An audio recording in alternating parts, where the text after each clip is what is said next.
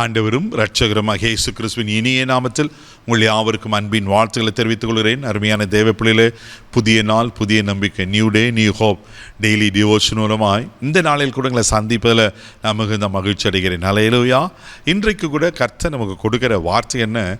யோவான் எழுதின சுவிசேஷம் 2ஆம் அதிகாரம் 5வது வசனத்தை கூட வாசிக்க கேட்போம். அவருடைய தாய் வேலைக்காரரை நோக்கி, அவர் உங்களுக்கு என்ன சொல்லுகிறாரோ அதன்படி செய்யுங்கள் என்றாள். அல்லேலூயா. அவர் உங்களுக்கு என்ன சொல்லுகிறாரோ அதன்படி செய்யுங்கள். ஆமென். தேவ பிள்ளைகளே, இன்றைக்கி அதுதான் கஷ்டமாக இருக்குது. சின்ன பிள்ளைங்கள்லேருந்து பெரியவங்க வரையிலும் எல்லாருக்குமே மற்றவங்களுக்கு சொல்கிறத நமக்கு சொல்கிறத செய்கிறது ரொம்ப கஷ்டமாக இருக்குது. பிள்ளைங்களுக்கு பெற்றோர்கள் சொல்கிற காரியத்தை கீழ்ப்படியது கஷ்டமாக இருக்குது. ஆமென். இங்கே பாருங்கள், எங்கள் அற்புதமான சம்பவத்தை நான் பார்க்குறோம். இயேசுவும் தாயும் அந்த கானா ஒரு கல்யாணத்துக்கு போவாங்க. திராட்சை ரசம் குறைப்பட்டுருது. இயேசு அவன் மரியாள் சொல்லுவாங்க, இப்படி சூழ்நிலை இருக்குன்னு, என் வேலை இன்னும் வரலன்னு சொல்லிட்டு நான் ஒரு வார்த்தையை சொல்லிட்டு போகிறாங்க. அவர் உங்களுக்கு என்ன சொல்கிறார் அதன்படி செய்யுங்கன்னு. இயேசு அங்கே ஜாடியில் தண்ணீரை ஊற்று சொல்வார், மொண்டு போய் கொடுக்க சொல்வார். தண்ணீர் திராட்சை ரசமாய் மாறுகிறது. ஒரு அற்புதமான நிகழ்வு நடக்கிறத நான் பார்க்குறோம். தேவ பிள்ளைகளை, இன்றைக்கி நம்முடைய வாழ்க்கையில் கூட இப்படிப்பட்ட அற்புதங்களை பெற்றுக்கொள்ளணும்னா அவர் உங்களுக்கு என்ன சொல்கிறாரோ அதன்படி நீங்களாம் நான் செய்யணும். அல்லேலூயா. எரேமியா தீர்க்கதரிசன புஸ்தகம் 11ஆம் அதிகாரம் 3வது வசனத்தை வாசிக்கும் போது தீர்க்கதரிசி இப்படியா சொல்லுகிறார். வாசிக்க கேட்போம். என் சத்தத்தை கேட்டு நான் உங்களுக்கு கற்பிக்கிறபடியே எல்லா காரியங்களையும் செய்யுங்கள், அப்பொழுது நீங்கள் என் ஜனமாய் இருப்பீர்கள், நான் உங்கள் தேவனாய் இருப்பேன். பயங்கரமாக இருக்குது பாருங்களேன். என் சத்தத்தை கேட்டு நான் உங்களுக்கு கற்பிக்கிறபடி எல்லா காரியம் செய்யுங்கள். அப்போ தான் நாம் அவர் ஜனமாக இருப்போம், அவர் நம்மளுடைய தேவனாக இருப்பாராம். தேவ பிள்ளைகளை யோசித்து பாருங்கள். இன்றைக்கி ஆண்டவர் சத்தத்துக்கு நீங்களாம் நான் கீழ்ப்படுகிறோமா?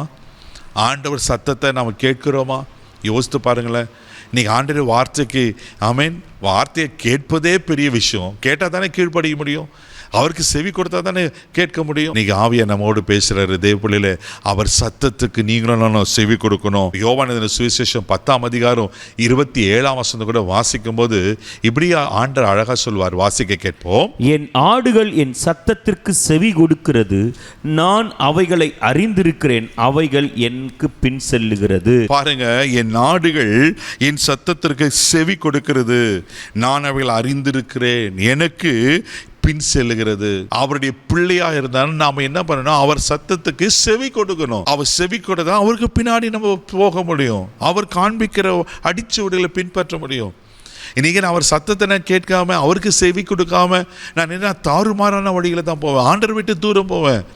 ஏன் ஆண்டவர் விட்டு நம்ம தூரம் போகிறோம்? ஏன் பின்வாங்கி போகிறோம்? ஏன் பாவம் செய்கிறோம்?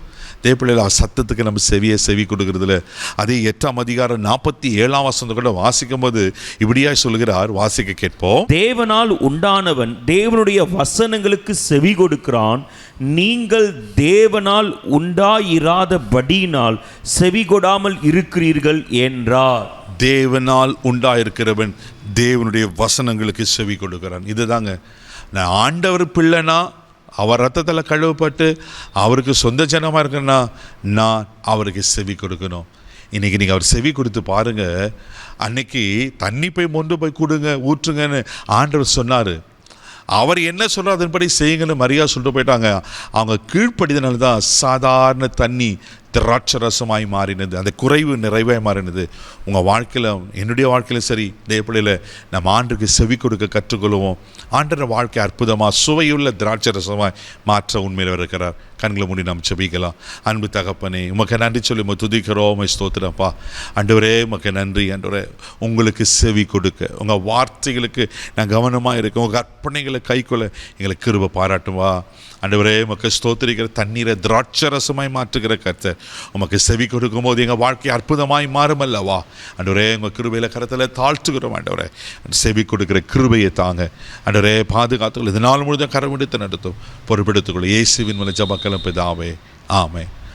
அவருக்கு செவி கொடுங்க, அற்புதங்களை காண்பீங்க. God bless you.